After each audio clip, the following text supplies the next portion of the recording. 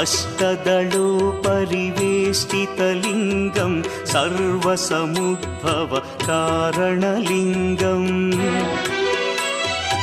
अष्टदरिद्र्यविनाशनलिङ्गं तत्प्रणमामि सदा शिवलिङ्गम्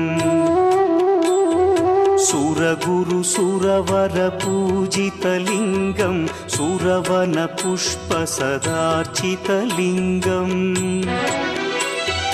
परमपदं परमात्मकलिङ्गं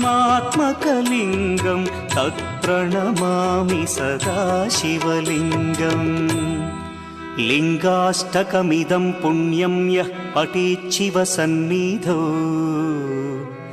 शिवलोकमवाप्नोति शिवेन सह मोदते।